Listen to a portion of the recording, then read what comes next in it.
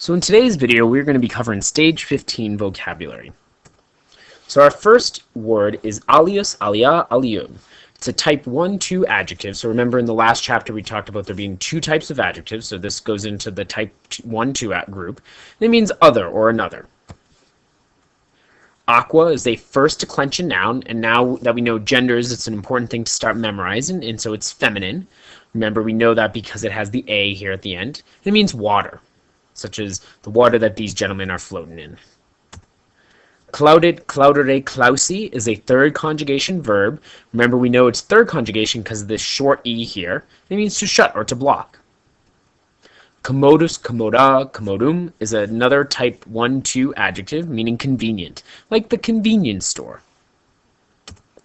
Debeo, debere, debui is a second conjugation verb. We know that because of the line over this E here in the infinitive form. It means owe or ought.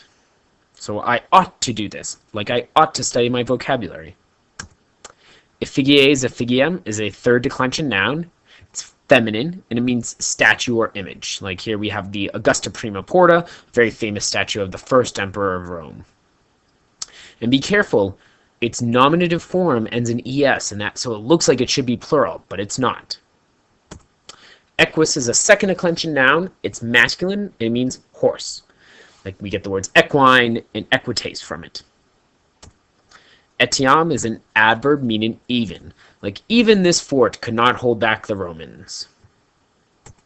Fractus, fracta, fractum is another type 1-2 adjective. And remember, if you're forgetting, you can tell it's a type 1-2 adjective because of it has the three forms. It has an us, an a, and an because it's taken its endings from the first and second declension nouns. And this adjective means broken. Impedio, impedire, impedivī is a fourth conjugation verb meaning delay or hinder. We know it's fourth because the I here in the infinitive, right before the RE.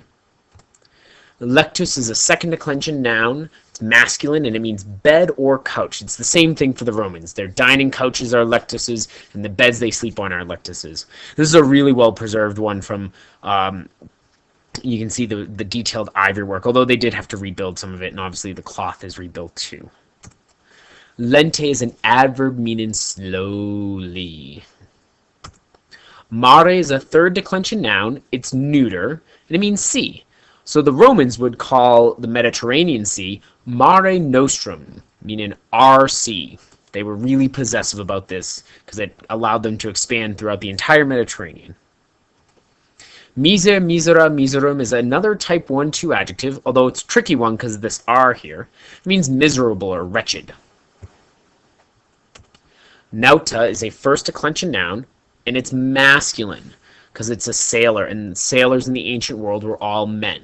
So it's one of those three exceptions we have to remember. We've seen Agricola and Poeta in the red book, and now we have nauta here in the blue book. Plaustrum is a second declension noun. It's neuter, and we know it's neuter because of the and it means wagon or cart. Here's a cart that's actually been preserved from the city of Pompeii. Praesum, praese, praefui is an irregular verb.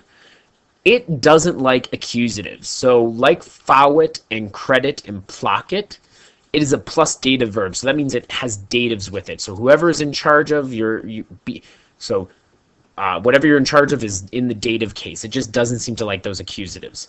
And it's the preposition pri and the verb, irregular verb, sum. So whatever you would see here, so praesum, you would see praese, praest, praesumus, praestis, praesunt.